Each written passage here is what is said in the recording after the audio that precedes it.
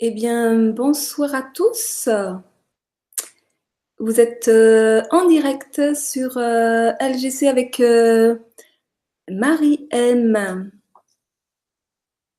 Et donc, ce soir, je vais expérimenter une nouvelle formule puisque j'ai, je crois, normalement compris comment fonctionnait le chat. Ça faisait 3-4 fois que j'avais activé le chat en direct et j'avais pas encore compris comment ça fonctionnait.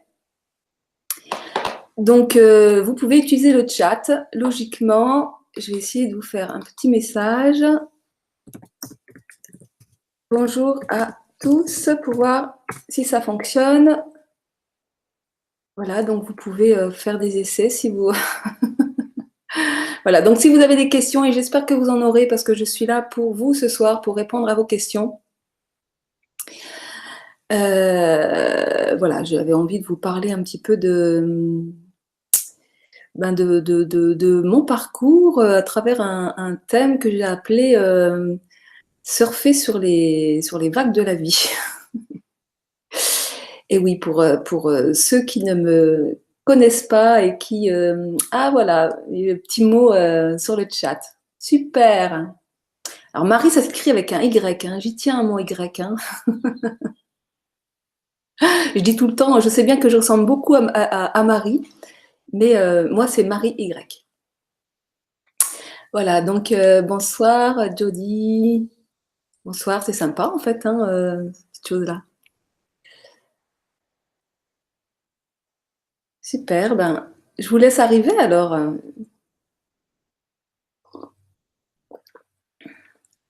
Donc, alors il y a aussi le forum. Pour ceux qui ont l'habitude de poser les questions sur le forum, j'irai faire un tour s'il y a des questions. Et puis sinon, bah voilà, oui, donc Sylvie, Steph, bonsoir. C'est super. Alors, oui, j'étais donc en train de dire... euh, Désolée Marie. Pourtant, c'est écrit sur toutes mes émissions, hein, animées par Marie avec AY. Et c'est mon vrai prénom, hein, il est écrit tel que sur ma carte d'identité. Hein, je vous le dis.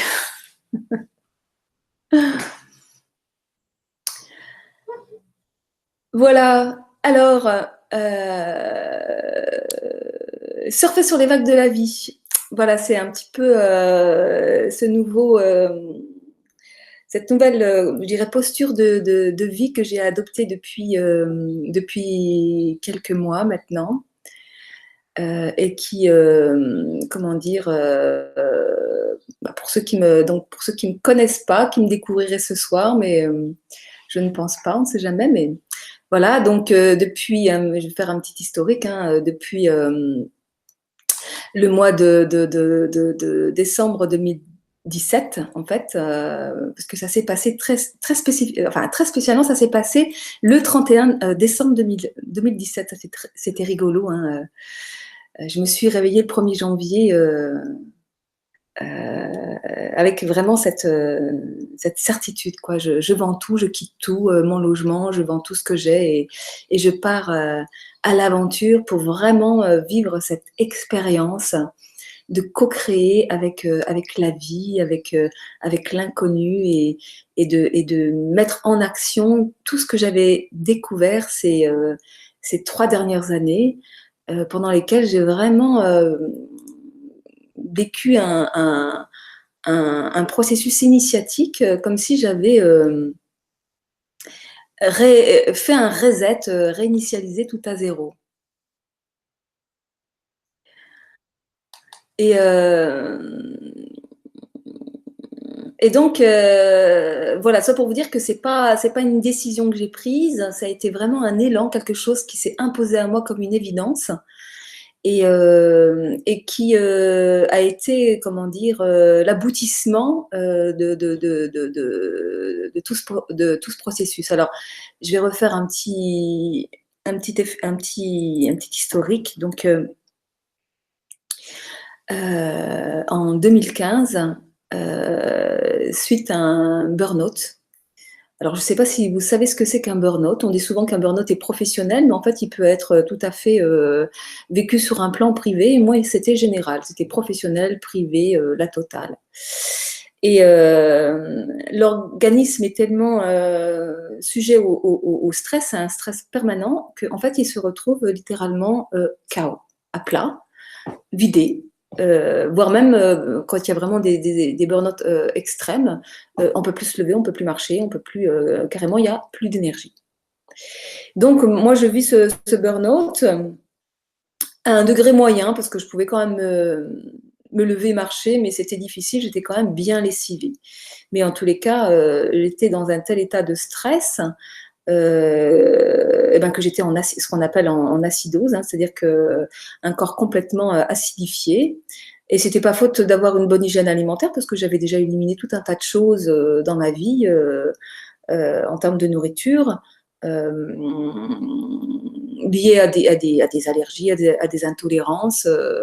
J'avais déjà arrêté tout un tas de choses. Mais là, en fait, du jour au lendemain, je me suis retrouvée sans plus rien pouvoir avaler, à tel point que je me suis mise au jus de légumes. Et mais surtout, ce que ça a généré, ce burn-out, c'est que ça m'a obligée de faire un bilan de ma vie, de regarder vraiment ce qui se passait, de me regarder en face et de me dire la vérité, qui était en fait, dans ma cocotte, c'est vrai que tu te trahis pas mal quand même. Et donc, je me suis aperçue que je me mentais, je me trahissais et que donc j'ai décidé à ce moment-là, donc en février 2015, de vivre en amour avec moi-même à 100% et de ne faire plus que ce qui me faisait plaisir, ce qui me faisait vibrer. Et j'ai donc pris un papier, un crayon et j'ai commencé à faire une petite liste, mais il y a quand même des choses qui sont arrivées comme une évidence. Et puis, même si je ne les avais pas vraiment pensées, la vie, elle s'est chargée de m'apporter les informations. Et c'est comme ça que, d'abord, j'ai commencé par virer ma chef, parce qu'à l'époque, j'avais repris un travail salarié, ça a juste duré 1 an. Ça faisait quand même 15 ans que je développais mon activité. Et quand je suis arrivée dans le Vaucluse, donc j'avais repris un travail salarié en tant que chargée de mission auprès des femmes victimes de violences conjugales. Donc j'étais dans la relation d'aide et puis un travail quand même assez énergétivore, je dirais, et puis un cadre très énergétivore. Mais bon, c'est bien moi qui l'avais co-créé et que j'ai bien perçu les endroits où finalement ça m'a fait faire des prises de conscience et ça m'a permis d'ouvrir des espaces en moi que j'ai laissés fermés en fait. Hein. Donc tout est parfait, hein, il n'y a pas de problème, il n'y a jamais de problème. J'ai accueilli la solution, mais j'ai quand même fait alliance avec moi-même. Et ce moi-même, c'était pas le moi-même que j'avais dans ma tête. C'était vraiment un moi-même que je ne connaissais pas, donc j'ai accepté d'aller vers l'inconnu en tous les cas, à partir de ce moment-là. Donc, la première chose qui est arrivée à moi, c'est une formation en coaching. Coaching intuitif, coaching de l'être, et je me disais, ça peut être super sympa parce que je sentais que j'avais besoin d'aller vers un renouveau et qu'en plus de ça, le coaching pouvait m'aider, ne serait-ce que moi-même, à reprendre pied et peut-être à restructurer une nouvelle posture professionnelle. Et puis, donc j'ai découvert une formation super intéressante qui envisageait le coaching vraiment sur tous les plans de l'être. Et puis j'ai entamé donc une formation comme consultante intuitive puisque j'avais une intuition débordante que j'avais envie d'aller rencontrer pleinement et de pouvoir utiliser vraiment déjà professionnellement, c'est vrai, mais aussi pour moi, dans ma vie, j'avais envie de vraiment mettre en pratique mon intuition pour pouvoir et ben, surfer sur les vagues de la vie déjà à l'époque. Voilà. Et, et puis il y a eu une autre chose sur laquelle je me suis inscrite parce que ça s'est aussi posé comme une évidence pour moi. Je me suis inscrite dans ce qu'on appelle un processus pranique qui consiste donc à arrêter la nourriture solide pour se nourrir de prana, autrement dit d'énergie lumière.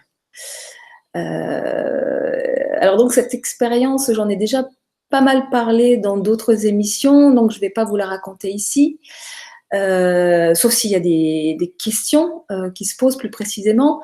Mais cependant, cette expérience, elle a été mais littéralement initiatique pour moi. Et elle m'a fait faire un véritable voyage à travers mes cellules et m'a fait faire un nettoyage en profondeur, mais alors totalement inattendu. En 9 mois, j'ai perdu 18 kilos, mais c'était pas seulement des kilos de graisse que j'ai perdu, c'était 18 kilos d'émotions, 18 kilos de peur, 18 kilos de croyances limitantes, de dogmes, d'enfermement. Alors c'est sûr qu'avec ce nettoyage en profondeur, toutes mes sensations sensorielles et extrasensorielles se sont développées.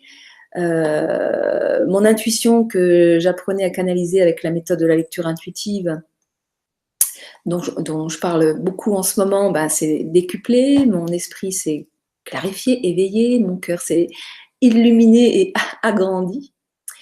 Et je me suis mise à percevoir la vie et le monde d'une façon beaucoup plus unifiée, en tous les cas de plus en plus unifiée. Et je me suis mise à percevoir clairement le fonctionnement de la loi de la vie, que j'appelle la loi d'amour. Alors, j'y reviendrai un peu plus tard. Et en fait, cette expérience pranique, elle a totalement bouleversé ma vie. Elle a fait exploser toutes mes croyances, tous mes repères, et en premier lieu au niveau professionnel. Ça faisait 15 ans que j'accompagnais des personnes à réaliser leurs objectifs, pensant que c'était fondamental d'avoir des objectifs de changement, de réalisation de soi. Et d'un seul coup, avec le processus que je m'étais donné à vivre et ce voyage à l'intérieur de l'inconnu, eh bien, je découvrais que en fait, la loi de la vie, la loi de l'amour me montrait exactement l'inverse. Et je m'apercevais que, en fait, plus je force vers un but, plus j'en cultive le manque, et plus j'obtiens le contraire. En clair, plus je cours après moi, plus je me coupe de ce que je suis vraiment, plus je me pose des objectifs de changement, finalement, plus je me coupe de ce qui est déjà là et de la solution qui est prête à émerger.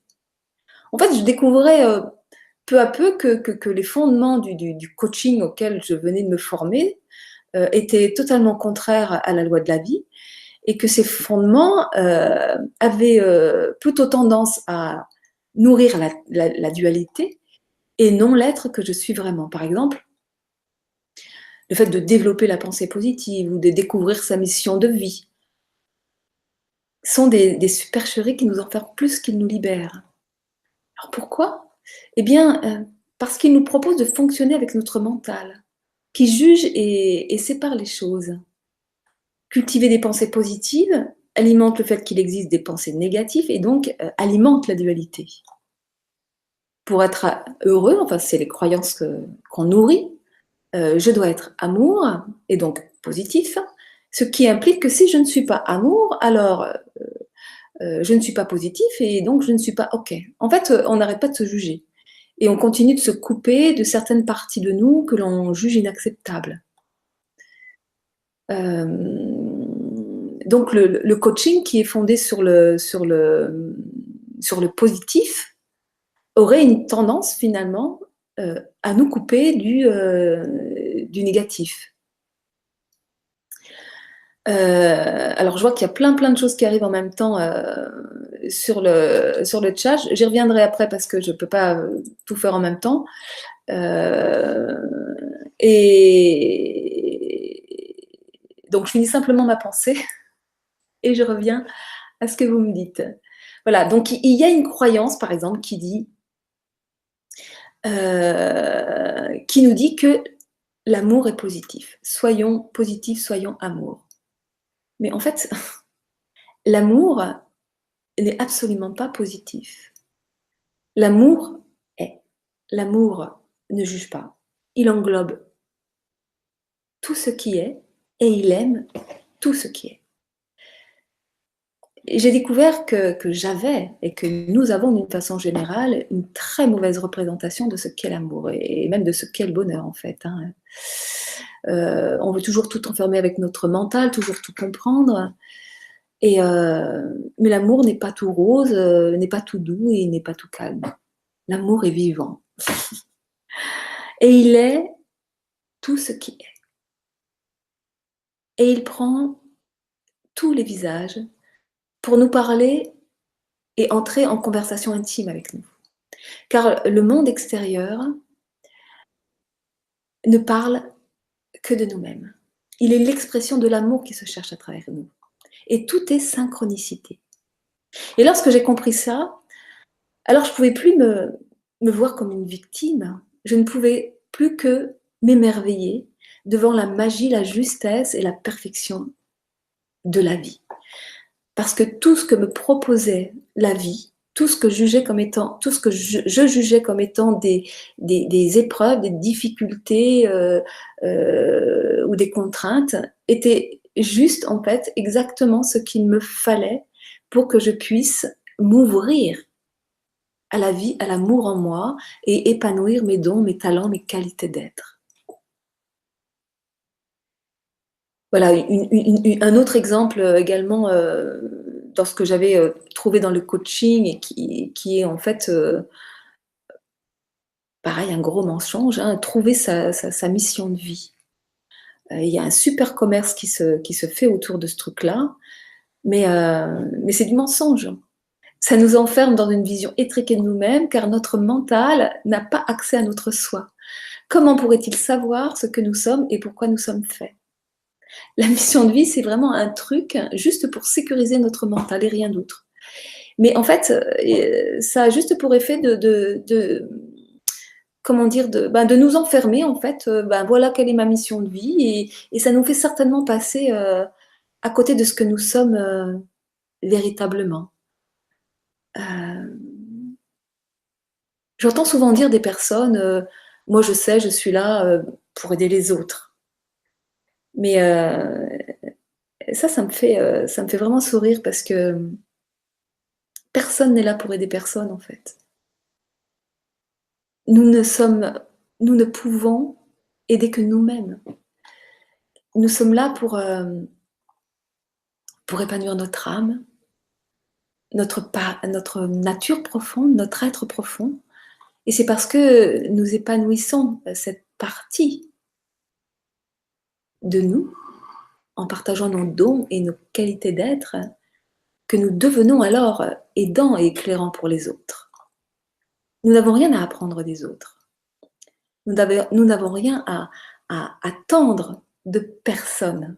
Croire que nous sommes là pour aider les autres implique que, éventuellement, nous croyons que les autres ne sont pas assez intelligents pour s'aider eux-mêmes et qu'ils ont forcément besoin de nous. Enfin, bref, voilà, j'ai pris conscience d'un certain nombre de choses que j'avais appris et tout se déconstruisait au fur et à mesure que je continuais ce voyage à l'intérieur de moi avec ce processus pranique qui est vraiment un processus qui permettait à la lumière vraiment de descendre dans la matière. Et donc, quand la lumière commence à éclairer, forcément, elle éclaire les ombres et elle éclaire tout ce qui n'est pas juste, tout ce qui n'est pas la vérité. Et quand j'ai fait toutes ces prises de conscience, et à un moment donné, je ne pouvais plus travailler comme coach. Je ne pouvais plus travailler comme je travaillais auparavant. tout s'effondrait, tout explosait et en fait, j'ai tout envoyé balader, quoi et je me suis retrouvée un peu comme une âme en peine à un moment donné et où je me suis dit: «Mais qui suis-je? Où vais-je? Dans quelle étagère?» Je ne savais plus très bien ce que j'allais faire de ma peau et c'est à cette période-là que la Web TV du Grand Changement est arrivée dans ma vie et c'est un peu arrivé, comme ça servi sur un plateau d'argent parce que c'est pas du tout moi qui l'ai voulu, c'est pas moi qui l'ai cherché. On m'a fait la proposition et j'ai accepté sans savoir où ça allait me mener. Tout ce que je savais, c'est que j'allais certainement m'éclater en faisant ça. C'était aussi un petit, ça me titillait, ça me faisait peur parce qu'à un moment donné, m'exprimer comme ça devant des personnes sans les voir. Enfin, c'était un petit challenge, mais il y avait quelque chose en moi qui me disait vas-y, vas-y, vas-y, vas-y. Et mais bon, à cette époque-là, j'étais vraiment perdue et quelque part, c'était parfait comme ça aussi et je me laissais faire car je sentais qu'il fallait que je me laisse mourir, que je laisse partir une partie de moi, une partie qu'il fallait que je laisse partir mon ancienne peau, mes anciens schémas de fonctionnement, pour vraiment laisser advenir le nouveau. Et le nouveau, ben, c'était complètement inconnu, je ne savais pas ce que c'était. Et donc j'étais vraiment dans cette conscience d'arrêter de courir après le sens de ma vie et de ce que je croyais être ma mission de vie. Donc j'ai vraiment accepté de ne plus rien savoir pour tout simplement me laisser traverser par le sens de la vie. C'est-à-dire accueillir ce qui était là, simplement. Et ce qui était là, à ce moment-là, ben, c'était aussi beaucoup d'émotions, de tristesse, il y avait plein de séparations dans ma vie, c'était douloureux, mais j'acceptais de vivre ces choses-là et j'étais vraiment dans un total lâcher-prise, quoi. Et c'est à ce moment-là que j'ai vraiment fait, la découverte, de la puissance de l'accueil. Et que j'ai compris, je le savais déjà, mais que combien effectivement il n'y a pas de problème et qu'il n'y a que des solutions. Et d'ailleurs à cette époque-là, sur, LGC, j'ai fait plein d'émissions sur le thème de, la puissance de l'accueil. Donc vivre l'instant présent, c'était plus une théorie pour moi, c'était devenu, vraiment une expérience quotidienne. Et puis au bout du compte, au bout de 2 ans, bah, le processus pranique dans lequel j'étais, engagée, corps et âme, je dirais, ben, m'a totalement réconciliée avec la nourriture et toutes les formes de nourriture, je dirais. Et avec surtout avec ma liberté d'être, quoi. J'ai intégré que l'amour, inconditionnel ne peut se vivre qu'avec soi-même, en accueillant et en aimant chaque partie de soi. Je sais pas si vous vous rendez compte quelle liberté ça représente. On peut être tout ce que nous sommes, sans jugement aucun. Il n'y a nulle part où aller, pas d'objectif à réaliser, pas de résultat à obtenir. Tout est déjà là, à nos pieds. Il n'y a qu'à cueillir. C'est mon petit jeu de mots de la soirée. Il n'y a qu'à cueillir. Il n'y a qu'à cueillir. Mais c'est vraiment ça, quoi. Donc, tout est à notre service dans la vie. La vie nous aime et tout ce qu'elle nous amène, c'est juste pour notre bonheur. C'est juste pour nous ouvrir, nous donner l'opportunité de nous ouvrir à la meilleure version de nous-mêmes, à notre pleine puissance, à qui nous sommes.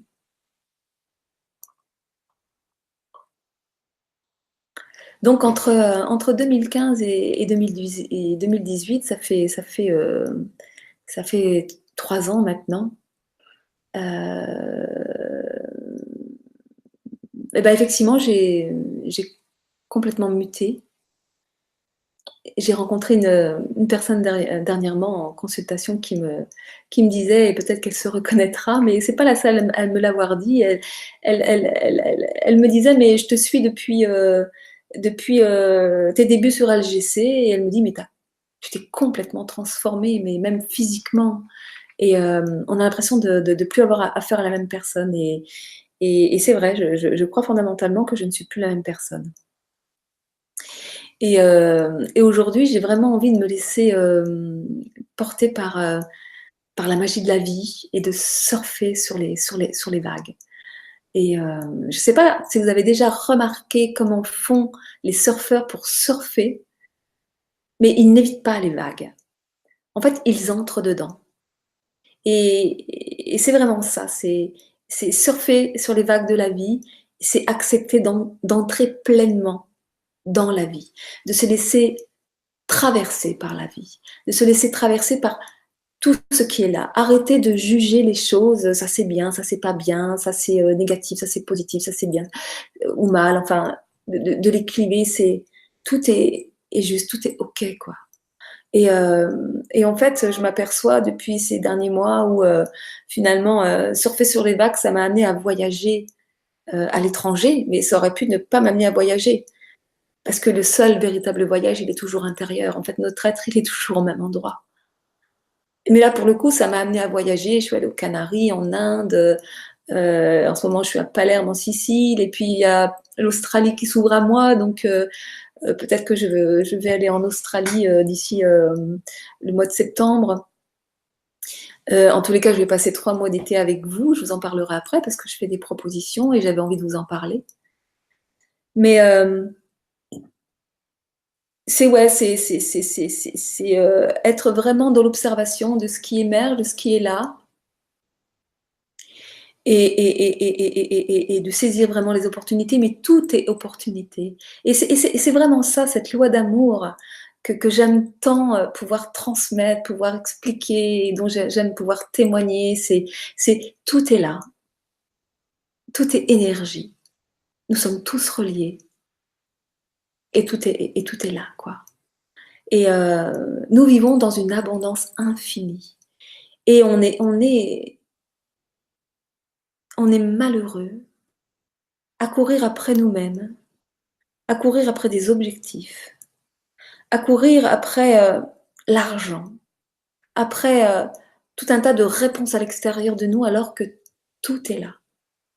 Ça fait quelques années que je l'entends dire, que je le savais, que je le comprenais avec ma tête, avec mon mental, mais qu'aujourd'hui c'est vraiment devenu une expérience intime, une expérience réelle, quoi. On peut vraiment. Tiens, tout à l'heure, je suis partie sur la plage. Il fait pas très beau à Palerme en ce moment. Je crois que c'est un petit peu comme en France. Il fait un peu frais. Ceci dit, quand on s'approche de la mer, il y a quand même pas mal de gens qui sont là, qui font qui sont sur la plage, qui se font bronzer, qui se reposent, enfin, etc. Des jeunes qui jouent au ballon. Enfin bon, bref. J'étais un peu fatiguée. Je travaille beaucoup en ce moment parce que j'ai fait des conférences à Palerme et il s'avère que une conférence en a généré une autre, puis une autre. Je ne m'attendais pas du tout à ça. Et derrière, on m'a beaucoup sollicité pour des consultations, des entretiens. Donc, je suis beaucoup sollicitée, que ce soit par des Siciliens ou par des Français actuellement, par Skype. Donc, je travaille beaucoup. Et je me suis dit, je vais aller me promener en bord de mer et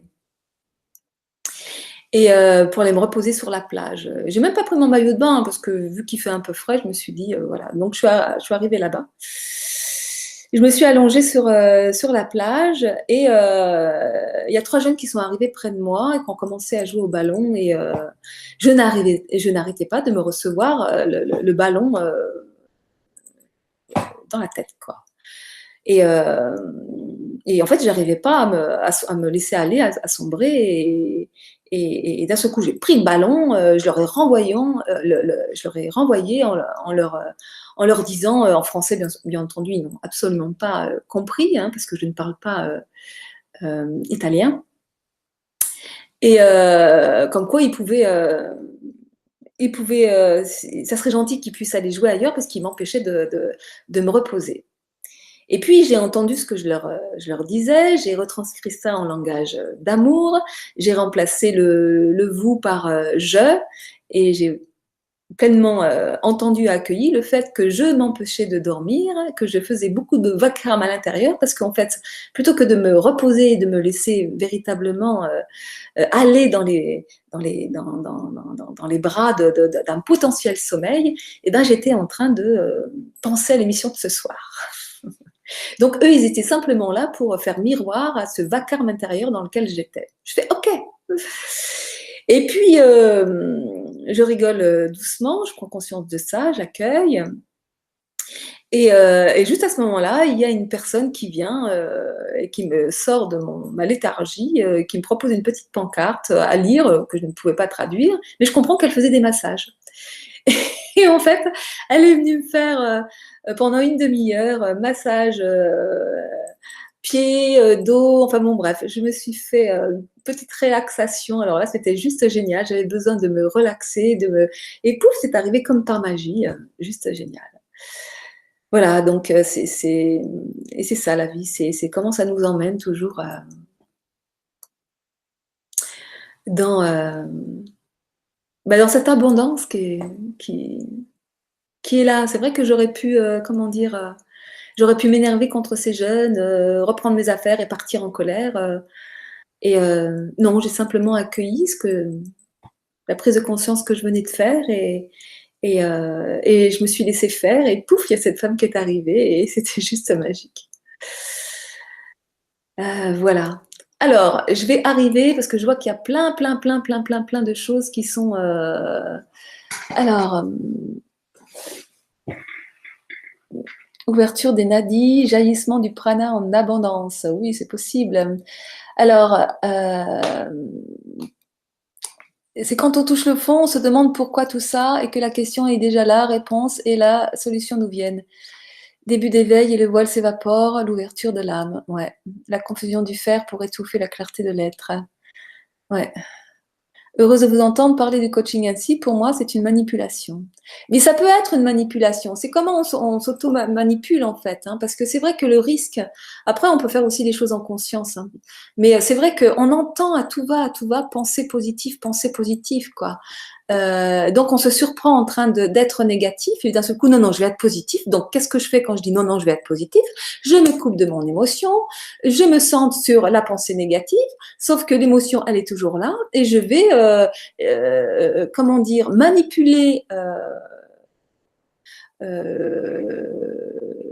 me manipuler pour anesthésier mon émotion et aller potentiellement chercher comment dire, une réponse à l'extérieur, alors que accueillir l'émotion présente et accueillir pleinement cet état que l'on juge comme étant négatif, mais cet état que l'on juge comme étant négatif, c'est en fait une partie de soi qui a besoin d'être accueillie, qui a besoin d'être mais on nous dit tellement, puis c'est tellement, je veux dire, la tristesse, la peur, la colère, c'est tellement des émotions qui sont bannies de notre société, qu'elles sont inacceptables pour les autres, elles sont inacceptables pour soi-même, et sous prétexte d'être amour, et ça c'est vraiment tous les travers du développement personnel, mais aussi de beaucoup de voies spirituelles, hein, où à un moment donné, il faut être amour, donc si on n'est pas amour, et c'est comme ça qu'on se coupe de soi-même. Mais être amour, c'est accueillir tous ces aspects de nous. Et qu'il n'y a aucun aspect qui sont négatifs. Il y a des aspects qui sont malades. Il y a des aspects qui sont blessés et qui ne demandent qu'à être accueillis. Et moins on les accueille, plus on les juge, plus on les rejette et plus ils vont venir nous harceler et, comment dire, frapper à notre porte pour qu'on leur ouvre la porte. Mais l'idée, c'est vraiment de pouvoir accueillir toutes ces parties de nous-mêmes comme nos propres enfants, quoi, et de les embrasser, d'en prendre soin, de les accueillir. Et quand on commence vraiment à s'aimer de façon inconditionnelle, eh ben oui, c'est vraiment la liberté. Et la légèreté, c'est juste super. On n'a plus rien à prouver et surtout pas à soi-même, parce que c'est ça le plus grand piège. Hein.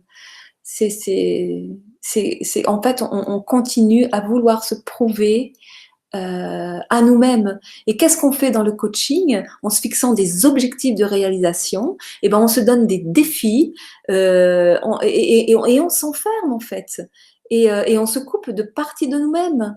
Et alors c'est vrai qu'on peut avoir des élans. Je différencie vraiment ce qui est de l'ordre de l'objectif mental, de je veux mentalement arriver à, et l'élan qui est là. Et je parle de la volonté du cœur et de la volonté du mental. C'est pas du tout la même chose, quoi. Mais la volonté du cœur, elle nous amène toujours vers, vers l'inconnu et le plus grand que soi. Donc, absolument, l'amour transcende toutes les vibrations, même celles duelles du positif et négatif. Bah oui, bien sûr, bien sûr. L'amour est un. L'amour est un. Et l'amour n'est pas positif. Alors ça, c'est vraiment... on me disait ça encore cet après-midi. Bon, soyons positifs, soyons amour. Mais non. Être amour, c'est accueillir tous les aspects de soi. Et il n'y a rien de négatif. Comme il n'y a rien de positif. Voilà. Donc ensuite,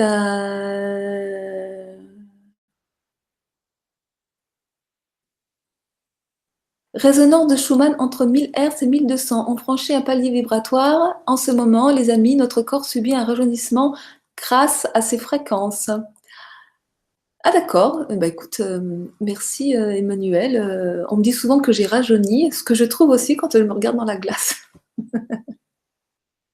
Alors, Delphes, le processus pranique, peut-on dire que c'est comme de l'alchimie, une transmutation de la conscience dans le corps humain?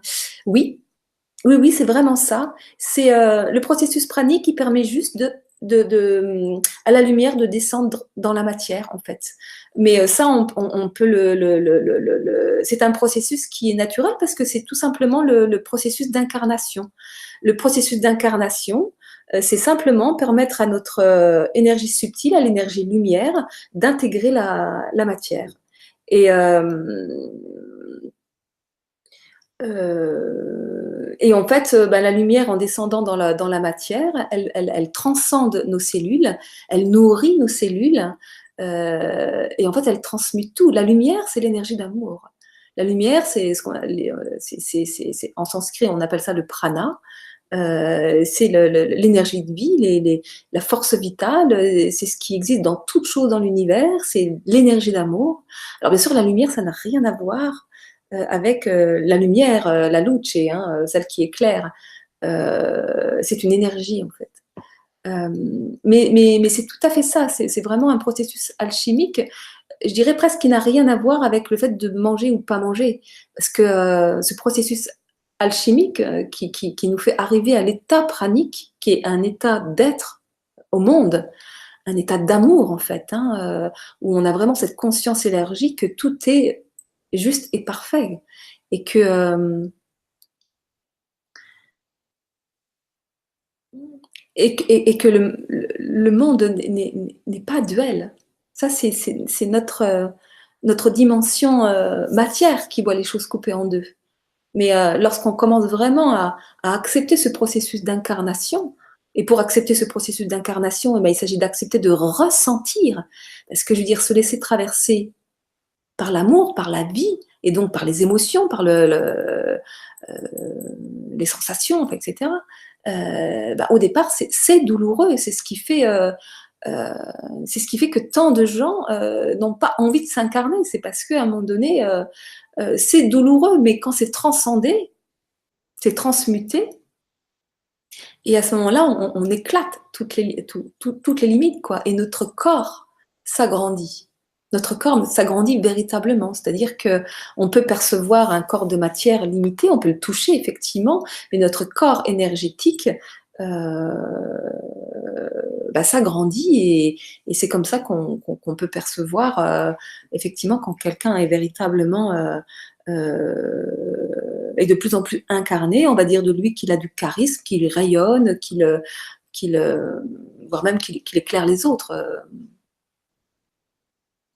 Alors j'aime bien aussi préciser qu'il y a une différence entre celui qui brille, c'est-à-dire qui reflète la lumière, c'est-à-dire que celui qui brille ne va pas forcément se laisser transcender par la lumière. Il va souvent briller par son ego. Celui qui est vraiment transcendé par la lumière, quelque part, il est transparent. Et, et c'est à ça qu'on peut aussi reconnaître les véritables maîtres, les véritables guides. Et en fait, il y a énormément de maîtres et de guides qui sont transparents et qui existent dans le commun des mortels et qu'on ne voit pas justement parce qu'ils sont transparents. Alors, alchimie, transmission, ne serait-ce pas plutôt... Alors, c'est totalement cela des films. C'est l'esprit qui infuse à nouveau nos corps, qui les transmute. Oui, alors, il y a des discussions entre vous. Donc, oui, Delphes, la société nous demande de fonctionner à l'envers, en fait, totalement. On est complètement structuré, éduqué à l'envers des lois de la vie. Donc, il s'agit vraiment c'est vraiment un travail de déséducation. C'est pour ça que moi j'aime bien parler de dépouillement personnel et non pas de développement personnel. Parce qu'il s'agit vraiment de se dépouiller pour laisser émerger. Parce que dans le développement personnel, voire même, enfin, et toutes les méthodes de développement personnel, ben, qu'est-ce qu'on va chercher? On va chercher à se remplir.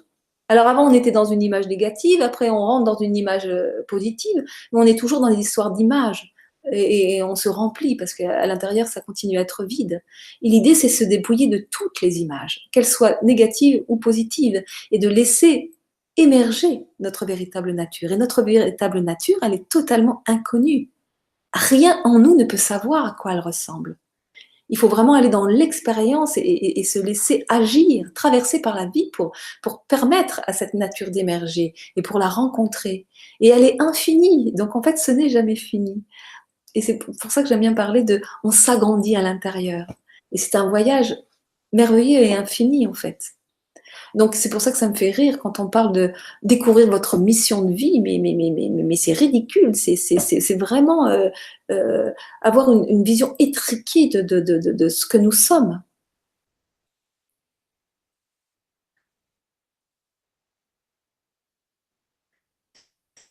Donc, ouais,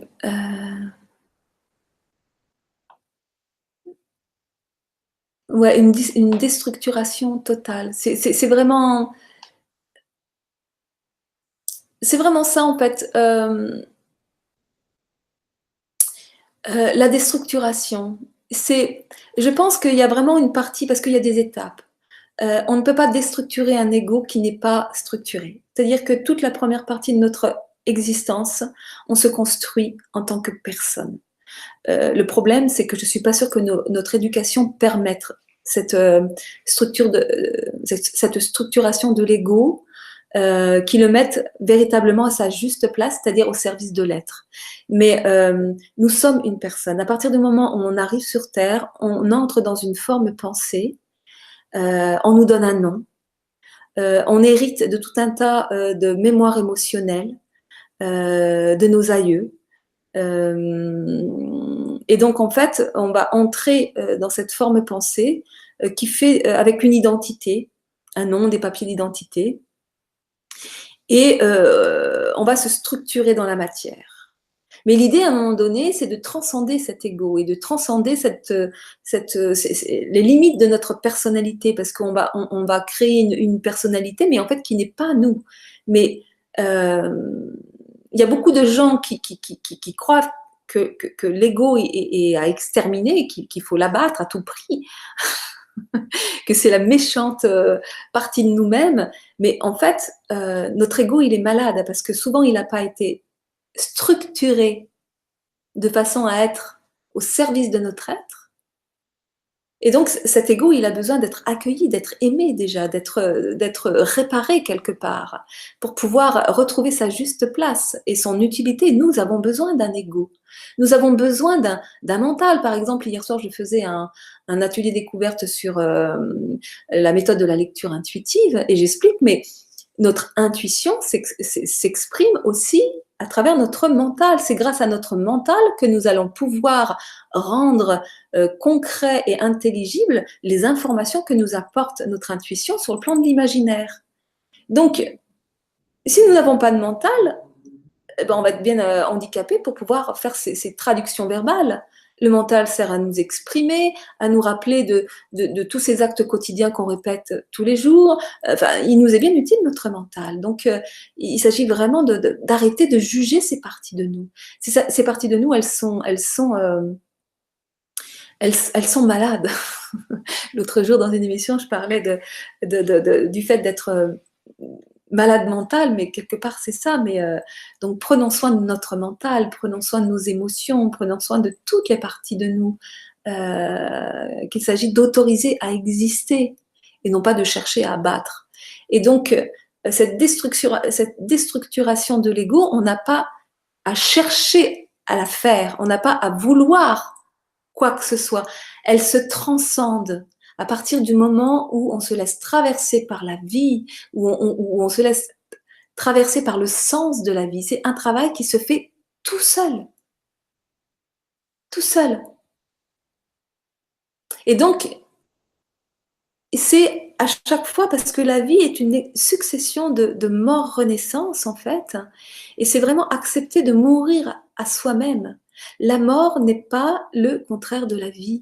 La mort fait partie intégrante de la vie. C'est ce qui vient mettre la vie en mouvement. D'ailleurs, il suffit de regarder la nature pour s'apercevoir combien dans la nature il y a ces processus de mort-renaissance et que la vie démarre à partir de ce qui est mort, qui vient nourrir la vie et qui permet la transmutation et qui permet etc. Tout ce qui meurt vient nourrir l'abondance de la vie qui prospère à chaque instant. Et en fait, c'est exactement quand on commence à laisser circuler la vie en nous, à laisser circuler l'amour, à laisser l'amour se donner à travers nous, mais c'est une abondance infinie. Et ce travail de transmutation et de déstructuration, qui en fait n'est pas une déstructuration, mais pour moi une transmutation en fait, elle se fait toute seule. Elle se fait toute seule. Parce que la vie est très bien faite, en fait. On n'a pas à vouloir quoi que ce soit. Dès qu'on veut quelque chose avec le mental, euh, on se coupe de notre être, on se coupe de la vie, on cherche à enfermer les choses, on cherche à contrôler. Mais notre mental n'a aucun pouvoir. Notre mental est juste au service de. Donc, laissez-le, il s'agit de le laisser être au service de. Et arrêter de vouloir le contrôler. Et donc, laisser faire la vie. Retrouver. C'est vrai qu'avec l'alimentation et le fait de pouvoir retrouver une hygiène alimentaire, de retrouver les aliments physiologiques, de pouvoir nettoyer ce corps à un moment donné, c'est même pas le vouloir avec sa tête. Il y a tellement de gens aujourd'hui qui sentent que c'est un élan, que c'est une demande, quelque chose qui les tire, qui les pousse à l'intérieur, qui sentent bien que ça va plus comme ça, qu'il y a quelque chose qui a envie de se faire autrement, quoi. Donc c'est quelque chose qui se fait tout seul. On le sent bien. Donc, c'est permettre au corps de retrouver son processus d'auto-guérison, c'est permettre à notre être de retrouver son propre pouvoir, de laisser faire la vie. La vie, elle est juste parfaite. Alors, si j'ai bien compris, ce sont vos émotions, Marie. Alors, oui, mais alors là, du coup, j'ai perdu le fil, donc, et le développement ne se fait pas en une seule fois avec une seule clé, ce développement est infini. Oui, bien sûr, le développement est infini. C'est même pas, on peut même pas parler de développement en fait. Moi je parle d'épanouissement. C'est vraiment quelque chose qui arrive de l'intérieur et qui se fait. En plus de ça, comme la vie nous aime et qu'elle nous apporte toujours ce qu'on est en capacité à intégrer, à vivre, ça se fait en douceur, quoi. Et on s'agrandit, on s'agrandit, on s'agrandit, on s'agrandit. Et comme notre être est infini, eh ben c'est à l'infini. Merci pour la belle fleur que tu es. Merci Véronique. Donc oui, une renaissance tout autre, une vibration d'amour tout simplement, d'où la grande difficulté à raisonner avec cette société et plus largement avec le monde. Et oui, le monde nous demande sans arrêt d'avoir des objectifs et c'est ce que je disais dans une précédente émission. Voilà, à un moment donné, rentrer dans des programmations pour cet été, par exemple, ça a été tout un exercice. Ah, comment je fais pour réarticuler ça avec le vivant, avec la vie, quoi, hein, pour pas m'enfermer, pour pas. Et puis comme par magie, ben effectivement, les choses, elles se sont faites. Voilà, les choses sont arrivées à moi et ça s'est fait vraiment de façon très fluide. Et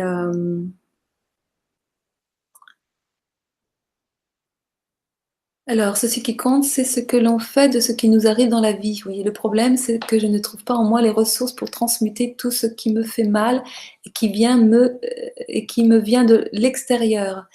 Alors, Julie, tu n'as pas à trouver en toi les ressources pour transmuter. Là, c'est une partie de toi qui veut. Tu as juste à accueillir ce qui est là et laisser faire. Ça veut dire, c'est simplement prendre, c'est peut-être la seule décision que ton mental peut faire, accepter de ressentir, accepter de te laisser traverser par tes émotions. Et parce qu'en fait, la seule dimension de toi qui transmute, c'est l'amour. L'énergie d'amour transmute tout ce qui ne lui ressemble pas. Mais l'énergie d'amour passe par le même canal que les émotions.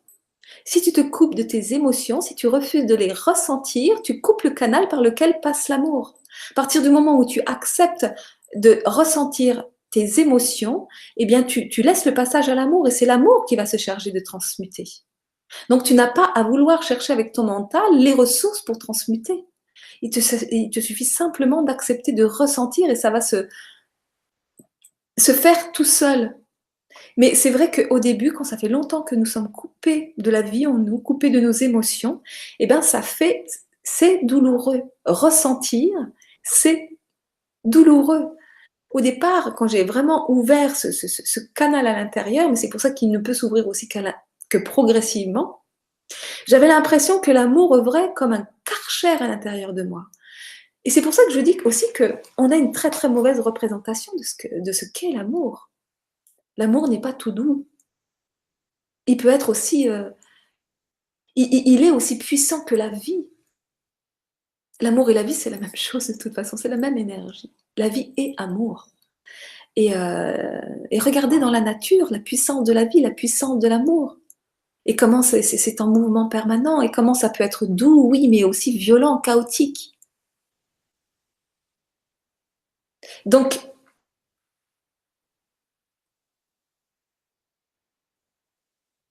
oui, c'est accepter de ressentir, Julie. Accepter de te laisser traverser par tes émotions, même si elles font mal. Et si tu n'y arrives pas, et qu'il y a une partie de toi qui arrive et qui vient te juger en disant mais oh, j'y arrive pas à me laisser ressentir mes émotions et que tu commences à te juger, alors observe cette partie de toi qui te juge et accueille-la. Cette partie de toi qui te juge, elle a aussi le droit d'exister. En fait, rien n'est à juger. Si tu n'y arrives pas, tu n'y arrives pas. Tu peux te juger et observer qu'il y a une partie de toi qui te juge et accueillir cette partie-là. En fait, on peut se mettre en métaposition tout le temps. Observer ce qui est et simplement dire ok, j'observe que et j'autorise cette partie qui arrive là à exister. Et quand on autorise les parties qui arrivent, les parties de soi qui arrivent à exister, et bien à ce moment-là, on se connecte avec notre source d'amour. Et c'est l'amour qui va simplement transmuter cette partie. Si cette partie-là est autorisée à exister, alors elle va s'apaiser. Et c'est comme ça que ça se transmute au fur et à mesure, petit à petit. Et donc, il n'y a rien qui vient de l'extérieur. C'est ce que tu empêches de passer par l'intérieur, qui passe par l'extérieur. Et quand c'est empêché de passer par l'intérieur et que ça passe par l'extérieur, et ben ça revient décuplé par l'extérieur. Donc en fait, si tu acceptes de ressentir, parce qu'une émotion, c'est juste l'expression d'une qualité, d'une valeur, d'une ressource qui tente de s'exprimer et que tu retiens, que tu empêches. Et les émotions qui font mal, ce ne sont pas les émotions qui font mal, c'est notre comment dire, notre résistance à l'émotion. Plus on contrôle nos émotions, plus on souffre. Et c'est ça, c'est notre résistance à l'émotion qui nous fait souffrir. Et plus l'émotion va se rebeller, plus elle va nous arriver par l'extérieur avec des situations, des relations, des personnes, des situations qui vont nous arriver de l'extérieur et de façon de plus en plus violente, comme pour nous dire, alors tu te réveilles, tu ouvres. Et quand on commence à ouvrir à l'intérieur, alors ça reprend sa juste place. Schizophrène veut dire fendre l'âme. On constate effectivement les personnalités multiples chez la plupart des humains. Ouais. Oui, d'ailleurs, on n'a pas besoin d'être schizophrène pour avoir différentes parties dont nous sommes coupés. Hein. Il y a des personnes qui sont spécialisées dans les sous-personnalités. Et l'idée, c'est vraiment d'accueillir ces différentes personnalités ou sous-personnalités. C'est vrai que chez les schizophrènes, ces parties, elles sont vraiment clivées et emmurées. C'est difficile de ne pas être dans le mental. On n'a pas à chercher à ne pas être dans le mental. Comme je le disais, notre mental nous est bien utile. Et chercher à ne pas être dans le mental, c'est comme chercher à ne pas respirer. Foutons-lui la paix à notre mental. J'ai envie de dire. C'est à un moment donné, on peut observer que le mental s'exprime beaucoup. Et moi, j'aime bien dire, mais quand vous voyez comme ça qu'il y a une partie de vous là qui est un petit peu exubérante, entrez en dialogue avec cette partie, comme si c'était une personne. Et adressez-lui des mots d'amour surtout. Donc là, par exemple, on est dans le mental quand on écrit un commentaire. Ben, voilà exactement quand je vous parle. Et je suis aussi dans mon mental. J'ai besoin de mon mental pour vous exprimer, pour exprimer.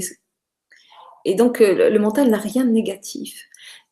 Le mental, il a toute son utilité quand il est relié en plus, quand il est au service de notre être, quand il est au service de l'amour, qu'il est relié. Oui, qu'il est relié, tout simplement. D'ailleurs, je ne sais pas si vous avez remarqué, mais très souvent, quand on commence véritablement à parler de cœur à cœur avec une personne, comment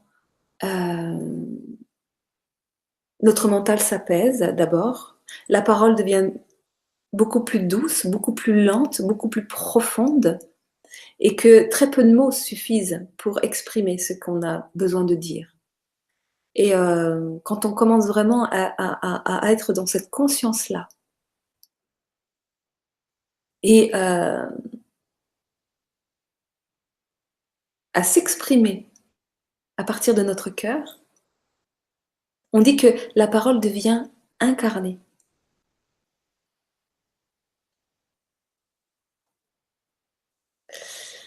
Alors, et le spirituel, quelle est votre pratique au quotidien? Merci Marianne, je vous suis depuis les débuts. Les pratiques spirituelles. Alors ça, c'est aussi de la belle nourriture pour comment dire, pour notre mental malade, je vais dire. Hein. C'est aussi, il y a des personnes qui pensent que avoir une pratique spirituelle, c'est important. Mais tout est pratique spirituelle. Ma pratique spirituelle, moi, c'est la pratique de l'instant présent. Et en fait, une pratique spirituelle, pour certains, ça va être de la méditation, pour d'autres, ça va être le yoga, pour d'autres, ça va être comment dire, le tai chi, le qigong, la respiration, enfin on peut avoir plein de pratiques, qui vont nous donner bonne conscience. C'est-à-dire: «Oh bah tiens, j'ai fait ma pratique aujourd'hui, c'est bien et je vais pouvoir continuer à être, telle que je suis d'habitude et à rien changer dans ma vie». Une pratique spirituelle, elle nous permet de faire l'expérience de l'être et cette pratique doit nous permettre de s une fois qu'on a fait l'expérience de l'être, eh bien de nourrir cet être et de pouvoir faire vivre cet être, de façon, plus récurrente dans notre vie. C'est-à-dire que si on se limite à faire vivre notre être pendant les pratiques spirituelles et uniquement pendant ces pratiques spirituelles, bah, je vois pas bien à quoi ça sert, quoi. L'idée, c'est de pouvoir partager cet être avec les autres, et dans sa vie quotidienne, à chaque seconde de sa vie. Donc,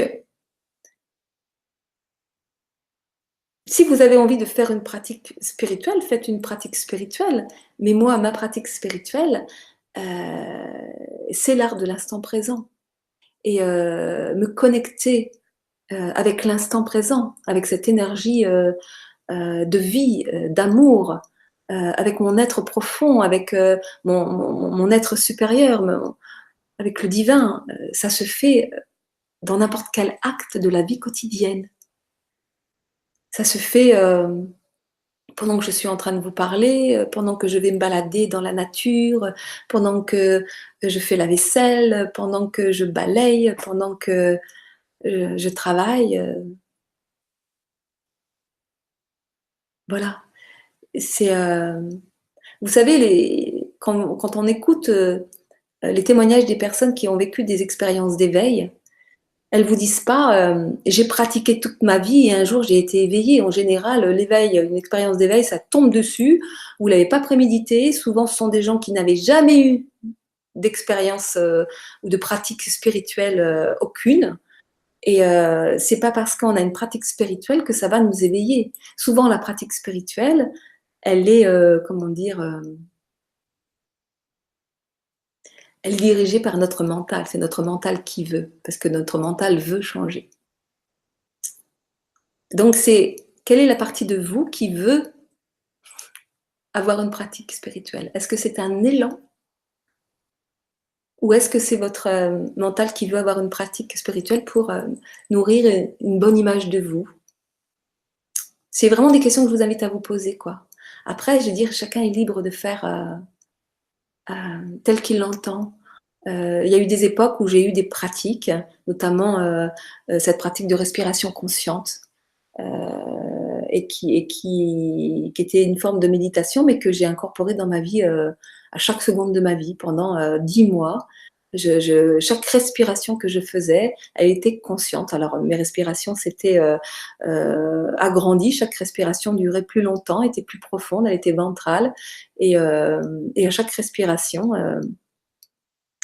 je me nourrissais de l'énergie, pranique, en conscience.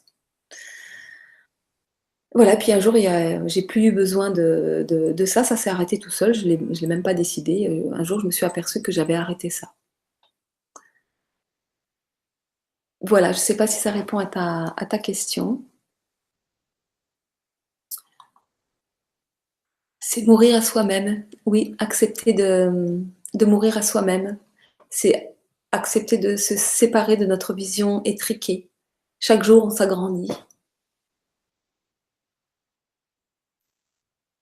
Accéder à notre soi véritable, à notre véritable nature, c'est vraiment, se laisser mourir, en fait, à chaque seconde. Se laisser mourir à tout ce qu'on sait, à tout ce qu'on savait. C'est vraiment accepter de ne plus rien savoir.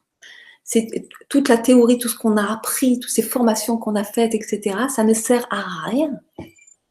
À rien dans l'instant présent, ça ne vous sert à rien. Dans l'instant présent, on a tout ce dont on a besoin dans l'instant présent.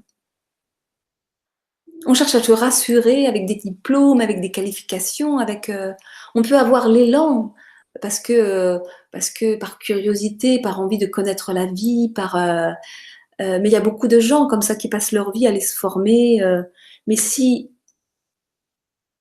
ça vous coupe de l'amour, si vous oubliez d'aimer, à quoi ça vous sert tout ça? À quoi ça vous sert?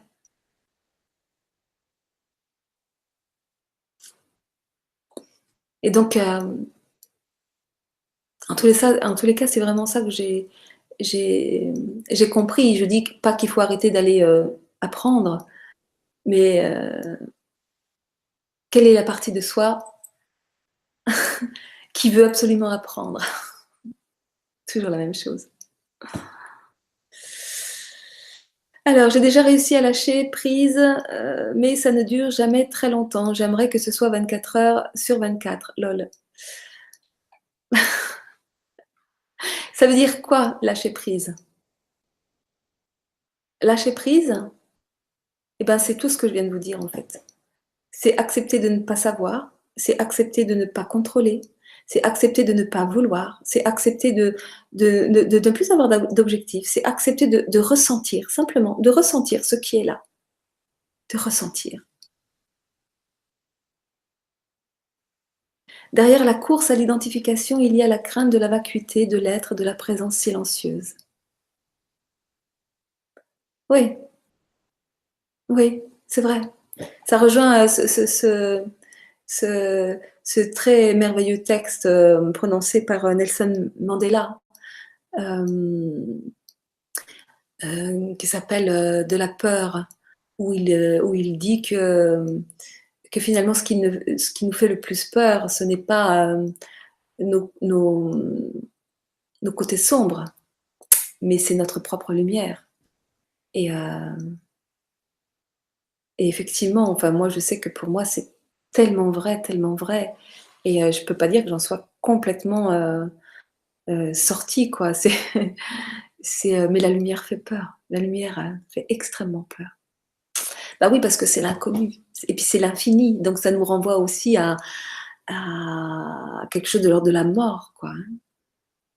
Et à la dissolution de, de notre ego, de notre partie matière qui, elle, veut rester en vie, a besoin de sécurité, de protection. Donc, voilà, donc il s'agit d'apprendre à concilier ces deux parties, matière et lumière.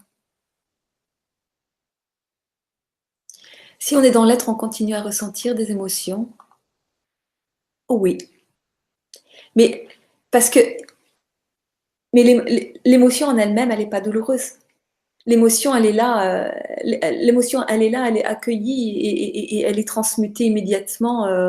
Donc il y a quelque chose de quand on est dans l'être, ça ne nous empêche pas de traverser des épreuves. Quand on vit un deuil, qu'on a perdu un être cher, un enfant, un compagnon, un parent, on traverse, mais c'est plus du tout dans la même conscience, c'est plus du tout dans la même posture, je dirais. Donc c'est très différent. Mais les émotions, c'est la vie. Les émotions, c'est l'expression de l'amour, c'est l'expression de nos qualités d'être et qui ont besoin de s'épanouir, de s'agrandir indéfiniment. Et comme nous sommes infinis, ben les émotions, elles sont infinies. Mais on ne les vit plus du tout de la même façon. Ça n'a plus rien à voir. Je le répète, ce qui nous fait souffrir, c'est notre résistance aux émotions. Mais l'émotion en elle-même, elle peut être inodore, indolore, inodore.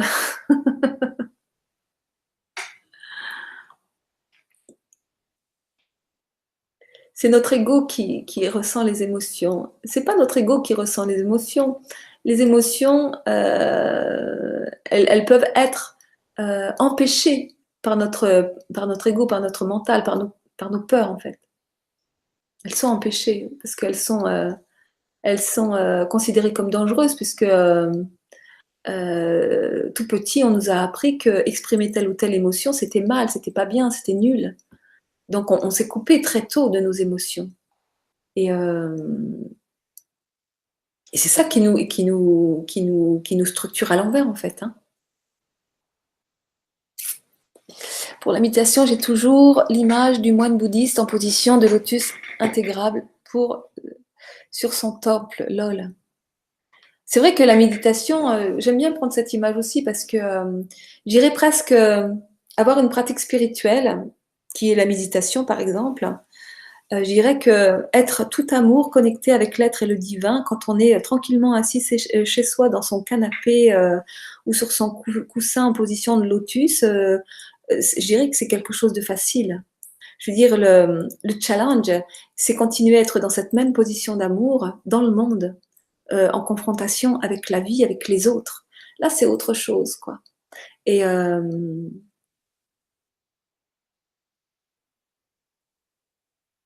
ouais, donc c'est pour ça que les pratiques spirituelles peuvent aussi être une façon de fuir le principe de réalité, une façon de fuir des parties de soi qui sont difficiles à accepter. Donc, ouais, quelle est la partie de vous qui veut avoir une pratique spirituelle? Toujours la même question. L'extérieur est le reflet de mon intérieur et donc si les gens m'humilient régulièrement, c'est qu'ils me montrent en fait que le désamour que j'ai de moi-même. Exactement. Toutes les personnes que nous rencontrons sont là pour nous montrer comment on se traite et nous montrer les parties de nous que nous avons à ouvrir, à épanouir. Ça sert à rien de faire des reproches ou de culpabiliser les autres. C'est comment on arme la main de l'autre euh, pour venir nous flageller et juste nous montrer comment on se traite soi-même. La vie nous aime, en fait, elle nous envoie. L'amour prend tous les visages pour communiquer avec nous. Et donc, si vraiment on ne veut pas l'entendre, eh bien, il va parfois prendre le visage de la violence. Nous sommes co-créateurs des situations que nous vivons.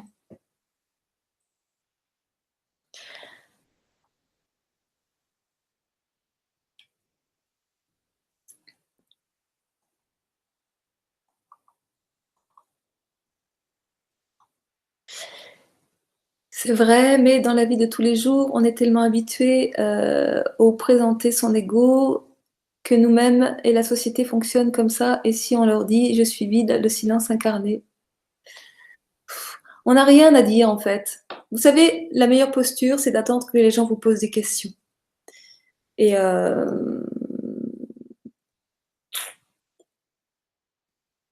moi, finalement, c'est souvent la réflexion que je me fais quelque part, et c'est pour ça que je suis contente de ce chat avec une interaction, parce que finalement, moi, dans le fond, j'ai rien à dire.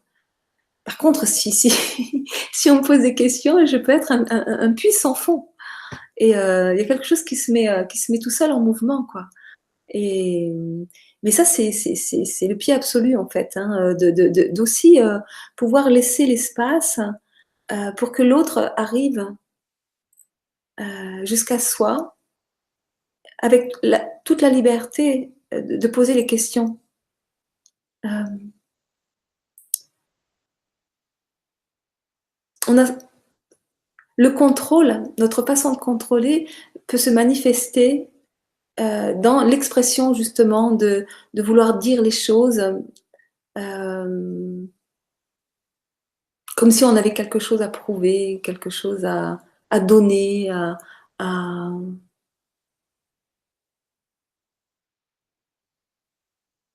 En tous les cas, moi j'ai vraiment appris à me taire quand on ne me pose pas de questions. Et il y a quelque chose de beaucoup plus juste qui se met en place. C'est tout l'espace de la relation, en fait, qui s'ouvre et qui permet un ajustement entre les personnes.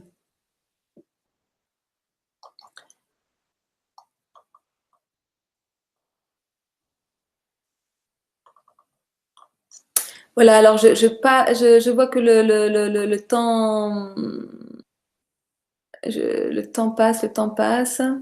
Alors, notre carte d'identité n'est pas représentative de notre vraie nature. Du coup, à la place de notre nom, prénom, âge, photo d'identité, il devrait juste y avoir de marqué vide. Oui, mais en même temps, je veux dire, tout ce qui existe sur la Terre a son utilité. Mais il s'agit de ne pas s'identifier à ces aspects. Euh, Moi, je ne rejette rien. Mais l'idée, c'est de ne pas s'identifier. Euh, il s'agit l'être humain a voulu trouver des codes et des repères pour vivre ensemble. Et ces choses, ben, je dirais que au fur et à mesure que l'humanité évolue, elle s'ajuste, elle change. On voit bien qu'en ce moment, notre société arrive à un point d'étouffement et où les choses, on n'a même pas besoin de vouloir les changer, elles se changent d'elles-mêmes. On voit bien comment il y a plein de nouvelles initiatives qui se mettent en place. La vraie révolution, c'est celle qui se fait dans l'invisible, dans le subtil. Il y a un monde parallèle qui a commencé à exister. Et le vieux monde, il est en train de s'écroler tout seul, en fait. Hein. Il n'y a plus rien qui fonctionne. Mais comme il y a un nouveau monde qui est déjà en marche, il existe déjà ce nouveau monde. Et bah, lorsque l'autre il va définitivement s'écrouler, eh bien, il y aura déjà celui-là qui fonctionne.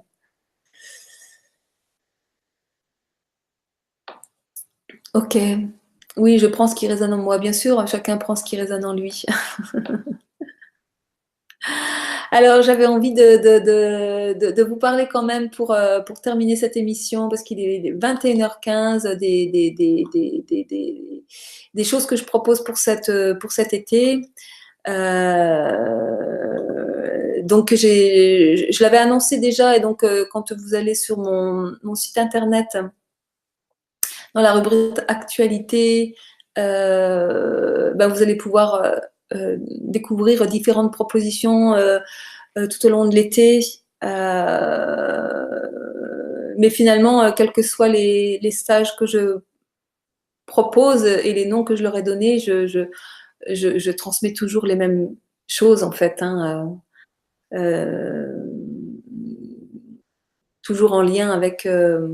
pour moi, ce qui est important, c'est vraiment de transmettre cette loi d'amour. Et la meilleure façon de la transmettre, eh bien, c'est de la vivre pour moi-même.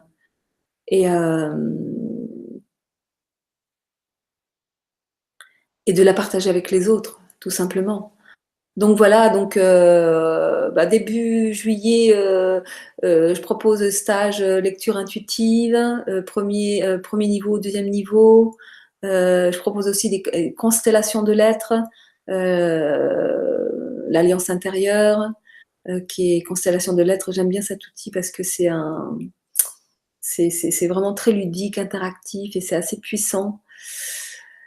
Voilà, donc c'est autour de la loi d'amour, de l'intuition, du langage de la vie, et de comment se réconcilier vraiment avec nous-mêmes, et d'entrer dans cet amour inconditionnel.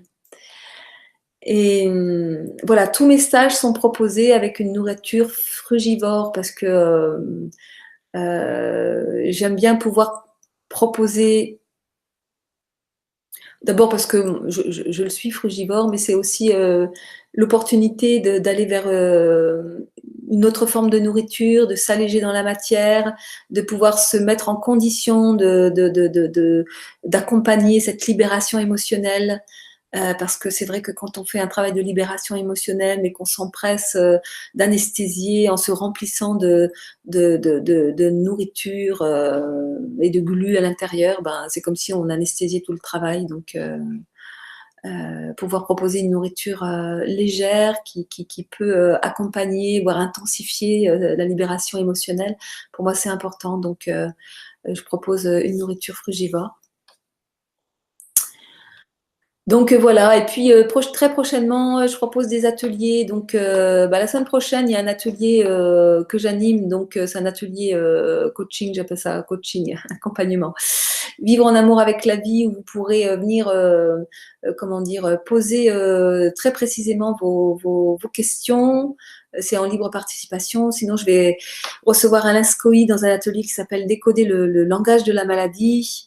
Donc, si vous êtes sujet à des pathologies, à des maladies, et que vous avez envie de comprendre plus particulièrement le langage, qu'est-ce que vient nous dire notre corps, notre être à travers ces symptômes. Voilà, il y a cet atelier. Et puis l'atelier de Nelly Grosjean, atelier questions-réponses aussi, début juin. Donc, Vous avez tout sur mon site internet, rubrique actualité. Voilà, voilà. Eh bien, alors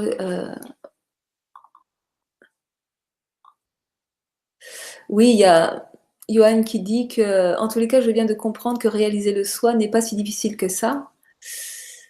Oui, en fait, c'est d'autant pas difficile que ça ne peut pas être un objectif, en fait. Plus on a l'objectif de ça, plus on se coupe de soi, en fait. Donc c'est d'une simplicité enfantine. En fait, c'est tellement simple que qu'on a l'impression que c'est inaccessible. Mais il n'y a pas d'objectif à réaliser. Il n'y a pas à réaliser notre soi. Il n'y a pas à vouloir. Dès qu'on veut, on se coupe de soi. Donc c'est simplement être qui nous sommes, accueillir ce qui est là, arrêter de se prendre la tête et s'accueillir pleinement dans tout ce qu'on est et vivre simplement, simplement, dans la légèreté. C'est,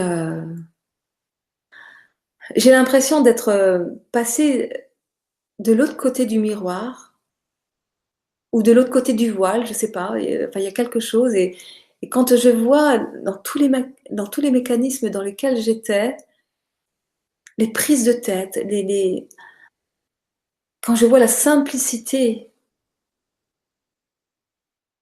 dans laquelle je suis aujourd'hui et dans laquelle fonctionne la vie en fait, je me dis ben que de chemin parcouru, effectivement.